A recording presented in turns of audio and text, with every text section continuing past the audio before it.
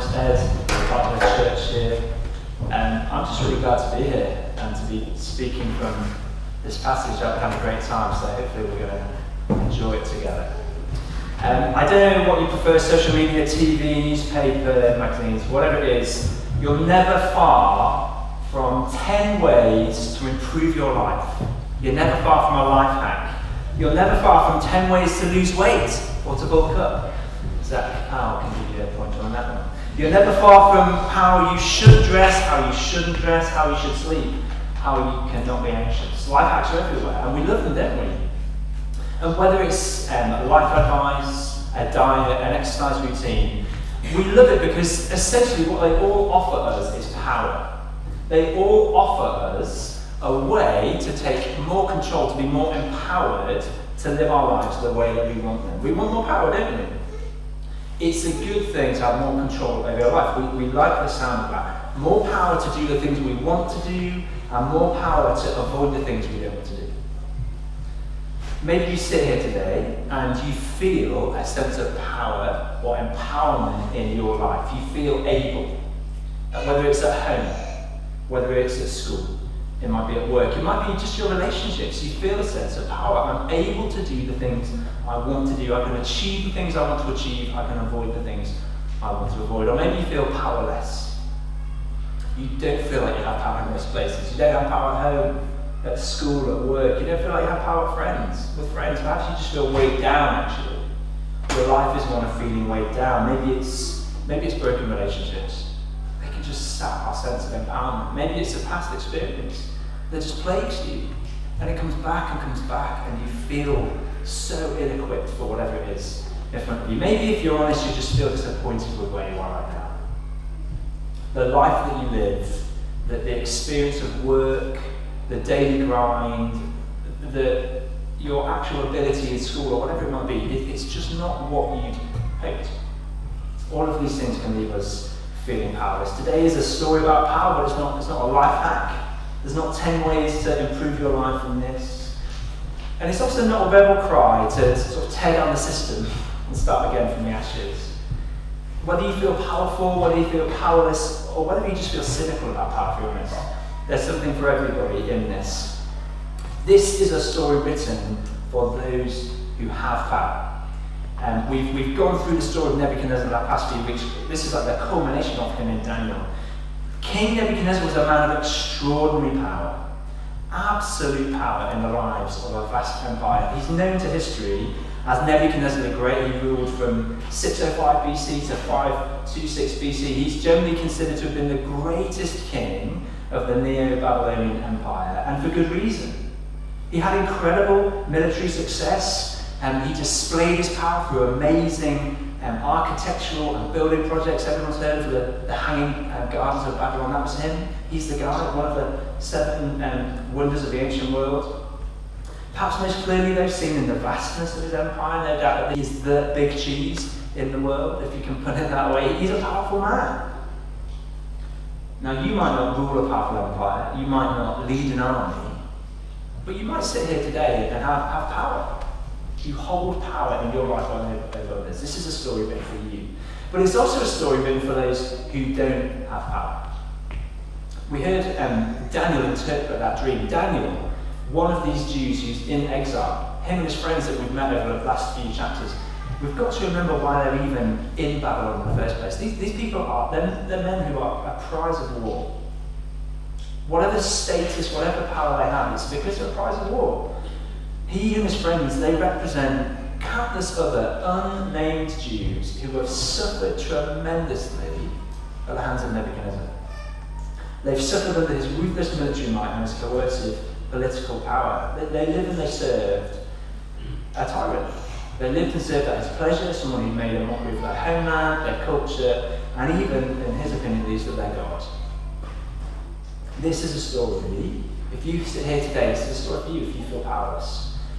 It is also, though, I think, a story for those of us here who just feel cynical about that. We look at our politicians, or we read yet another story of somebody somewhere who's abused their power, and we just think, who cares? Why would he even touch it? What I think we first see is this. Daniel gives us a new vision for power. We've got three things for this. This is the longest point. We see a new vision for power. There's three things here. The first surprising thing I think we see in this is power is good. That's the first thing I want to see. Power is good. To understand this, to understand the context, we need to just have a quick recap, just for those who've not been here, of who Nebuchadnezzar is and what he's done. So we've seen something of him, but in chapter 1 of Daniel, basically what we see him doing is practicing ethnic cleansing. That's what he does. He uses hard military power to capture, to beat down Judah, the place of Judah, and he removes exiles. He uses hard power, but then he uses immense political and cultural pressure to force Daniel and his friends to comply, to remove their Jewishness and force Babylonian customs and culture on them. There's immense pressure to comply. That's chapter 1. Chapter 2, Nebuchadnezzar had another dream. He's troubled by this one. He wants an interpretation, but this time he demands all his staff that they interpret it without having been told. Anybody fancy that one? Of course, with the threat of murder hanging over him.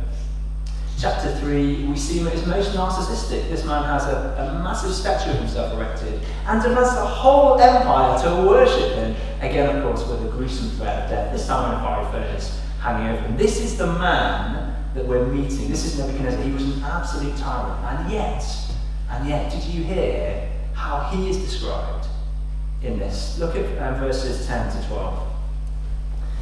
The visions of my head as I lay there were these. I saw and behold a tree in the midst of the earth, and its height was great. The tree grew and became strong, and its top reached to heaven, and it was visible to the end of the whole earth. Its leaves were beautiful, and its fruit abundant, and in it was food for all. The beasts of the field found shade under it, and the birds of the heavens lived in its branches, and all flesh was fed from it. That is an undeniably positive picture, isn't it? That's a positive picture, not just of power in sort of a general sense, but specifically about Nebuchadnezzar. Later on in verse 22, Daniel says that tree is Nebuchadnezzar. He's saying that Nebuchadnezzar, he is the one who has brought about beauty and abundance. He's provided food, shelter, shade, a place to dwell. He's saying Nebuchadnezzar, tyrant though he may be, his power has done good things, beautiful things. That's quite surprising, isn't it? You might be surprised, you might have all sorts of questions about that. Well, Daniel's going to come back with more things to say about power and about particularly how Nebuchadnezzar has used it. But I think it's important that we just take a moment and pause here and notice this. He's saying power is good. He's saying that even though power can be, in the case of Nebuchadnezzar, absolutely has been used negatively, brutally to oppress, to kill, and we see that throughout history today, even right now we see it. He's saying power is good. Power is good. If you're familiar with the early parts of the Bible, the first chapters, you may have in the description of that tree just had a few things ringing off, a few bells ringing. It's very similar to how the tree of life is described. That's not a mistake. In this dream, Nebuchadnezzar is being likened to this tree of life, this place that provides life. A tree that is for the flourishing of the nations, that uses its good power for the nations. I think what we're seeing in Daniel here is power is good precisely because when it is used as God intended it, or as in the words of Daniel in his advice to Nebuchadnezzar, verse 27, when power is used in righteousness, it brings about the flourishing of others. That's the point of it. That's the point of power. Now, but there is definitely real wisdom in being cautious about accumulation of power, about those who exercise power, whether it's people, institutions, structures. It's worth being cautious about getting too much power for yourself. We must be cautious about these things because of what we see it do. And yet, we must, to that, add God's agenda for what power is for. So whatever power you have, whether it's large or small, we must use that power in righteousness for good. Power is good.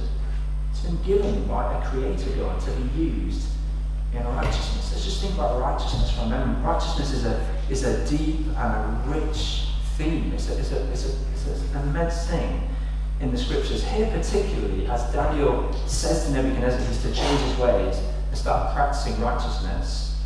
What he's doing is he's urging him to act with justice. He is to use his power to create peace, profound whole person peace throughout all of his society, and particularly to use his great power for those who have no power, people like widows and orphans. This is why power is good. It's good when it's used this way. Let's get practical for ourselves then. What does that mean for you and me? I'm not a tyrant, I hope at least. I don't need an army. Well, okay, I think this is what it means for us. If you are a mum and a dad, a mum or a dad, you can't be both. If you're a mum or a dad, and when you use that power to discipline your children, to bring them up in the way of the Lord, you are using that power well. That is good. It's good. And it's good that you do that, even if other people around you are not doing it, or they have different standards. It is good to use your power that way.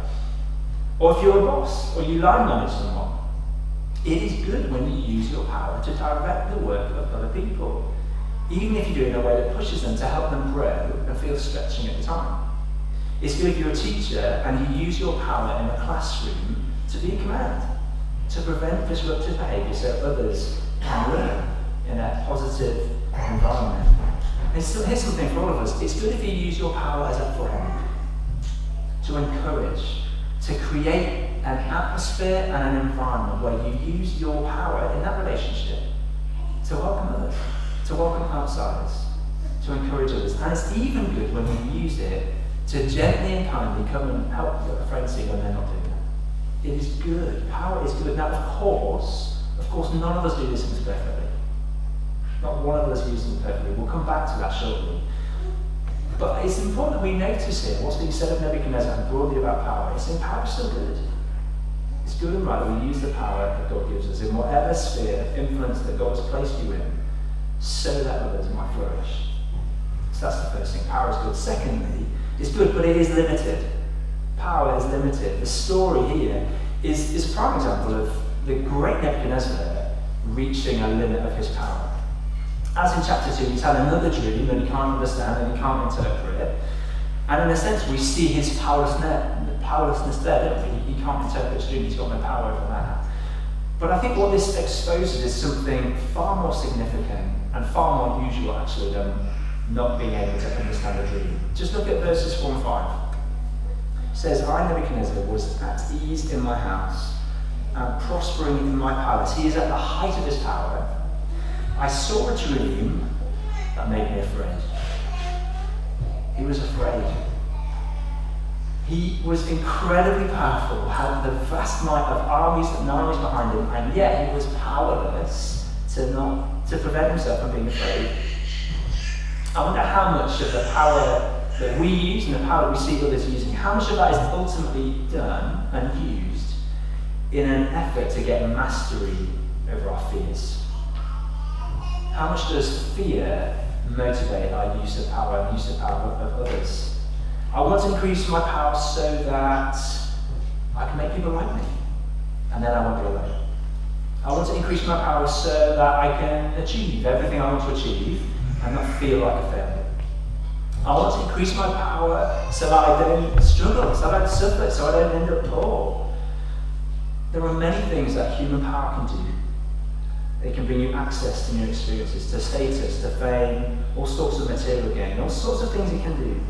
But what we see here is a limit. Human power, it cannot grant you true inner peace. It just can't. It doesn't grant you peace. It cannot guarantee you a future. Precisely because it's limited, and yet don't we often grasp at it precisely to do that? We see its limit. Nebuchadnezzar found out this in quite a dramatic way. He didn't just have a bad dream.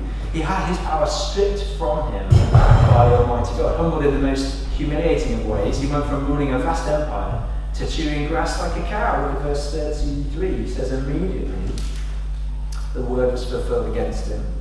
He was driven from among men and ate grass like an ox, and his body was wet with the dew of the heavens till his hair grew as long as eagle's feathers, and his nails were like birds' claws. And when I was talking about this sermon with Hannah, she said, this is the part where, he starts eating grass. I can't believe that.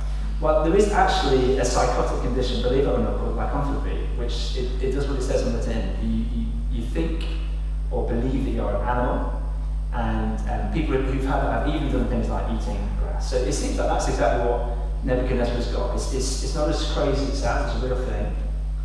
Daniel tells us that this really quite profound humbling of Nebuchadnezzar's is a direct affliction, is directly from God. It was a judgment upon him. The verses earlier where he's being proud, we see that he's being humbled for his pride, for his arrogance. He's a man who's gone from reaching up to heaven, grasping more and more and more for himself, to stooping down low. He's got a belly full of grass. And not even all the power in the vast Babylonian Empire could stop him from the living God. Nothing that he had could stand in the way of the living God. Nebuchadnezzar's power came so far, and then it stopped. And the same is true for us, it's true for all human power. It might be impressive. It may be that there are people or structures, things in your life right now that just feel utterly insurmountable. A power that could never possibly wax or wane, never go. It seems totally unstoppable, but what Daniel shows us is this: all human power is limited, all of it will come to an end. We see this in examples, I think normal, everyday examples. Think about your body. I think this is a good example of human power coming and going. You start as an infant and you grow and you reach to be a muscular man like Jack, and you're at the height of your powers. But then eventually, of course, we grow and we lose our strength and we will die. Or think about pop culture. There's an endless stream of new people coming with talents and interests, some are more, some are less. They come and they captivate us for a while, don't they? And then they go. Power comes and goes. And the book of Daniel makes this point again and again and again. Empires will come and empires will go. Leaders will rise and leaders will fall. They may act with power, they may even act with brutality, but it is only for a time. There is a limit in human power. A part of this limitation is the fact that all power will be held and is held accountable to God. That's our third point of this first section. All power is accountable to God. If you look at verse 13, Nebuchadnezzar recounts how he saw a watcher, a holy one, who came down from heaven, and he proclaims this judgment that the tree is to be chopped down. If you look then down at verse 24, we see that this watcher is proclaiming a decree that has come from the Most High. It's come from God himself. No doubt there were many who lived under the rule of Nebuchadnezzar who felt totally powerless. There must have been many. No doubt many of them who suffered at his hand, cried out for help, cried out for mercy, cried out for justice. This is the message of Daniel, that no suffering, no pain, no abuse of power goes unnoticed. All of it is sin. In Nebuchadnezzar we have an example of how power really works in this world. This is God's world, and he is watching.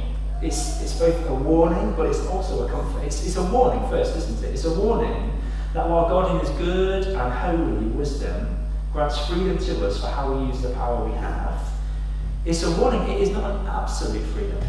It's certainly not a consequence-free freedom. There is one who watches over. There is one who sees.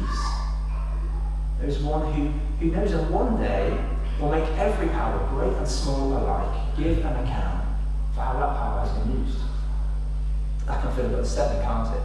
But you know, for millennia, this has given real hope to Christians who have found profound hope in times of suffering, knowing that their suffering is not unseen, but is seen by the Holy God. And one day, an account will be made for it. The thing that came to my mind mostly was enslaved African Americans who would sing their spiritual songs, as they worked in the fields, under the watchful eye of masters.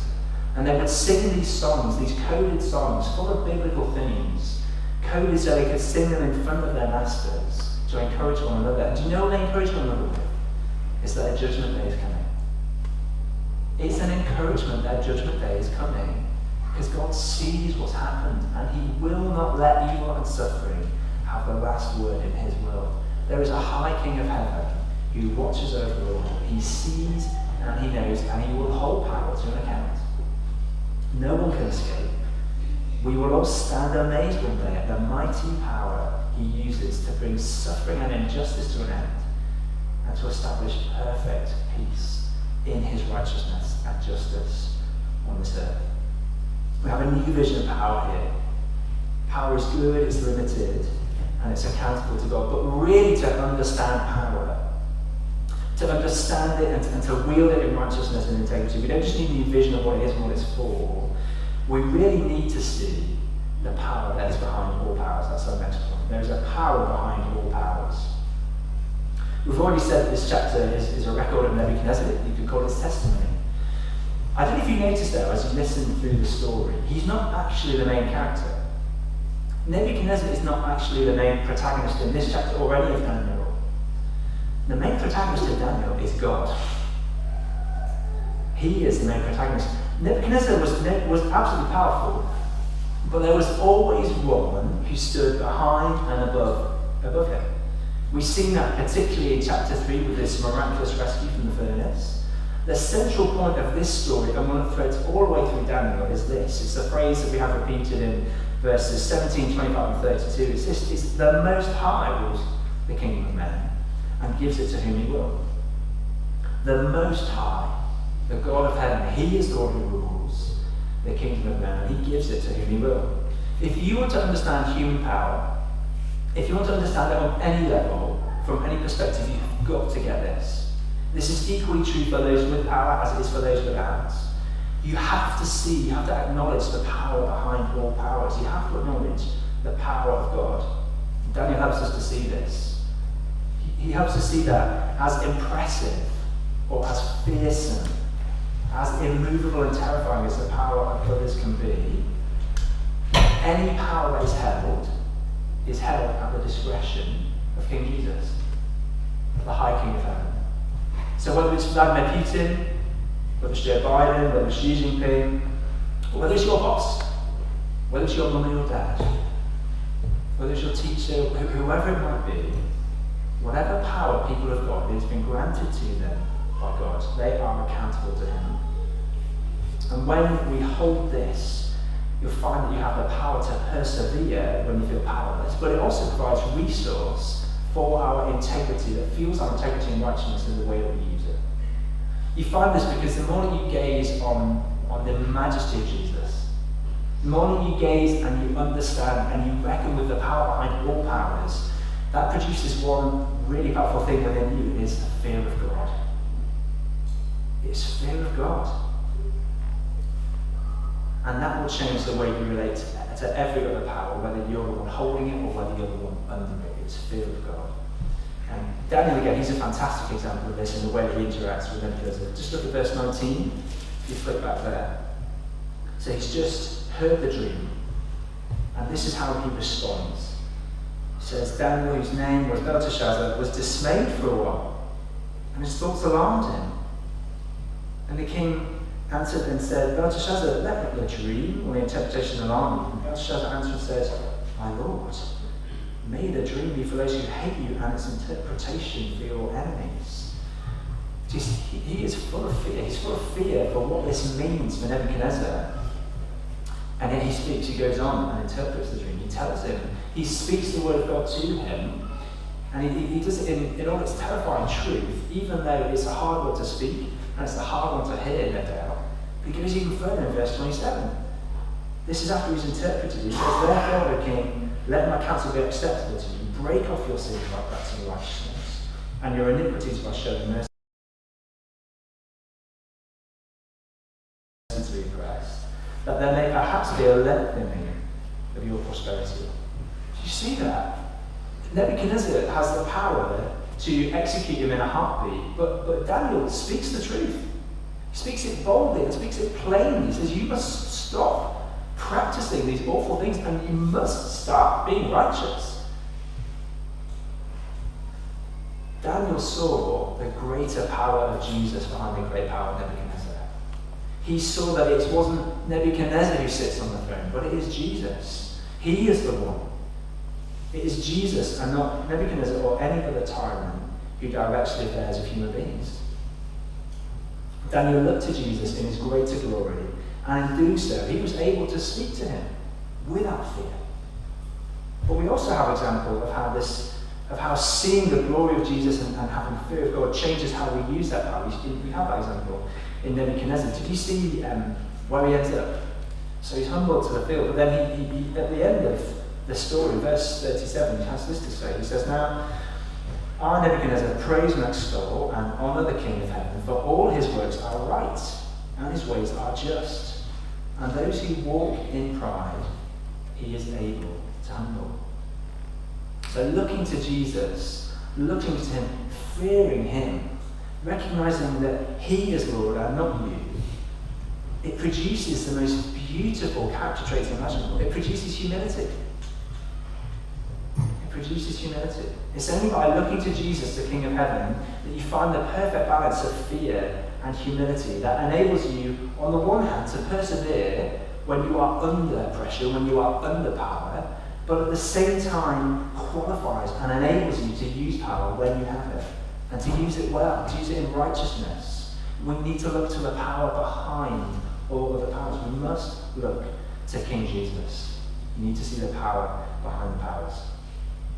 Look, we're almost finished. Before I finish though, I want to address what might feel like an elephant in the room for some of us. Maybe you're sat here thinking, okay, so far, but doesn't what we've seen here in Daniel 4, doesn't this seeing God use his power to humiliate Nebuchadnezzar, doesn't it just go to show that God is just another time? Isn't he just like everybody else? It's just that if he's real, he's got more power. Is that not what we're watching? And if that is the case, well, how could I ever follow Jesus? How could I ever submit to him? Why would I ever want to submit to him? And if I did, surely it would only be out of sheer panic more than anything else. I think it's an important question.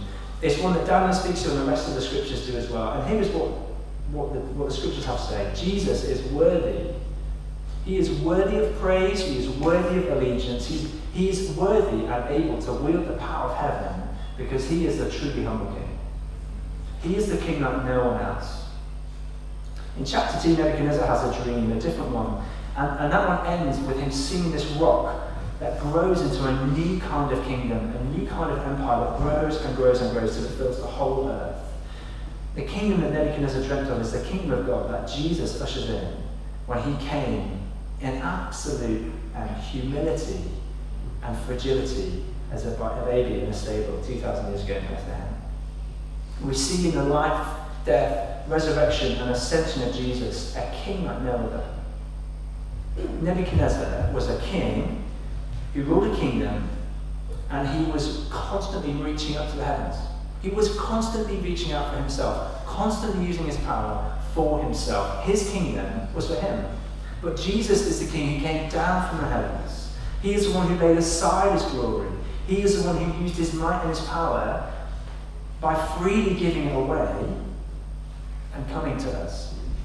Nebuchadnezzar was a king with immense power, and even though he was warned with the dream, he chose to remain in his arrogance. He chose to remain in his pride. He walked on the walls and he looked down on people and said, "Look at how great I am. Look at this immense kingdom of mine." And he suffered humiliation. It must have been awful. He suffered it, not merely as a punishment, but like a patient on an operating table going through surgery. He went through an experience that made him low so that he might be healed, saved from his arrogance, saved from his pride, saved from the judgment of God, so that he might be lifted high. Once again, Nebuchadnezzar suffered so that he might be able to use his power in righteousness and integrity. He had to go through that. Jesus, though, he's the mighty King of heaven. He's the one by whom and through whom and for whom everything was made. Nothing was made apart from him. He is the one who did it all by his powerful word. If anyone had a reason to erect a statue, it's Jesus. But what did he do? He did not stand on a wall. He did not stand above and proclaim his achievements. He chose to make himself low. He chose to come. He chose not just to live as one of us, but to die as one of us. He chose to be made low. And he was wounded, not so he might be healed, but so you might be healed. He was wounded so that our arrogance and our pride and the way we use power might be put away and instead walk in righteousness. Jesus did not lift a statue of himself, but he surrendered his power. What a king! What a king! And he didn't just do that, he died naked and alone. If you think it's humiliating going through what Nebuchadnezzar did, he died naked on a cross for the world to see, and he did it for you. He's not just a king who humbles tyrants, he's the king who humbled himself. And he humbled himself so that he might use his power for you. He gave himself for you. He is the most profound one who has ever used any power and he was always for others and never for himself. Jesus is absolutely worthy of our worship. You are not mistaken in following him today. He is absolutely worthy of our praise. He is absolutely worthy of our allegiance and even our submission, because he really is the Creator King. He really does hold the power behind all other powers, and he really has used it, but at great expense to himself on the cross, to make it possible for you to flourish and thrive. He is worthy. Do you see how kind he is? Any other person would have used that power for himself. We see it most profoundly in Nebuchadnezzar, but in Jesus we have someone else completely. He is so kind. He is so gracious. He is so humble. So will you come to him again today? Maybe for the first time, maybe for the 1,000th. Will you come and lay at his feet? Humbling myself before Jesus, whether it's for the first time or again repenting of sin, it feels like dying sometimes, doesn't it? It can feel, if I give this up, if I really submit to you in this way, I'm going to look like a total fool. It sounds scary, but just look at what Nebuchadnezzar has to say about this. This absolutely struck me. Verse 2. Remember what he's gone through, okay? He's gone through this horrendous experience, but this is what he says. It seemed good to me to show the signs and wonders the Most High has done for me. God did it for him. Now, if I was writing that, I'd say this is what God did to me. But Nebuchadnezzar says, no, God has done something for me. And you see what it brings. That it starts and ends with praise. What a profound change in this absolute maniac, right? What profound power. If you feel worried today about humbling yourself before Jesus, look at what Nebuchadnezzar says. Don't take my word of it. Look at Nebuchadnezzar. He says, this is what God did for me. Of course he humbled me. It was not a pleasant experience. But look at what's happened. What a wonderful thing. It's hard, but it's glorious. Maybe you feel like it will be equally hard for you. Will you come and submit to this wonderful, good, kind, humble King? Will you come to Jesus? Will you come and rest all of your power, or your powerlessness, or your cynicism about power? Will you come and put it in his hands? Will you come and lift your eyes to the King of heaven, Jesus, who has reached down, not in judgment, not to afflict, but to wrap you in his arms of love? Will you come to him today? I'm going to pray for us and then we'll carry on. I'm conscious there's probably a few different perspectives, a few different places in the room, so I'm just going to try and bear that in mind as we pray. But let's pray. Lord Jesus, you are the mighty high King of heaven, and we confess that you alone are worthy of all honour and praise. You alone are worthy to hold the great power behind all powers, because you alone are righteous. You alone are humble and kind and gracious. You alone hold power in the way that truly leads to the flourishing of others, through the giving of yourself on the cross. Lord, some of us here feel cynical and feel hurt by the way that we've experienced others using power against us. Lord, for those people and those experiences, no matter how recent or raw they might feel, Lord, would you bring healing? Might you renew us, Lord, refresh us. Give your comfort, knowing that every misuse of power will one day give its account to you. Help us to walk in the comfort and assurance of your watching love that promises one day to bring all abuse of power to an end. And help us to hold our pain and our sorrow within the greater story of your redeeming love. Lord, grant your peace. Lord, for those of us here who hold power over the lives of others, whether it's at home or work or other spheres, whether it's disciplining our children, whether it's informing government policy, whether it's in a friendship group, Lord, would you grant us humility? Help us to live with integrity and righteousness as we look to you. May we all be those who use our power for others, and especially those without it, and not for ourselves. Lastly, Lord, we pray there are those here who've come here today and know they haven't yet bowed to you. Know they haven't yet submitted to you, the High King of heaven and Lord of their lives. Perhaps there's some have seen your goodness, and what they haven't, they might want to submit to you, but feel scared. Lord, would you grant them the peace and courage they need to follow you where you're calling them. Perhaps you're here today and you know you're ready to say yes to Jesus. You don't just want to acknowledge him, and in one sense you want to give your life to him. I'm just going to say a short prayer now. If that's you. It's a simple prayer you might want to pray. You've seen Jesus in his greatness that is expressed at the cross. You might want to just pray this along with me in your heart. Jesus, I've lived for myself, using my power for myself and not for others. Until now, I've failed to acknowledge you as my King. Please forgive me. Like Nebuchadnezzar, I now gladly bow before you.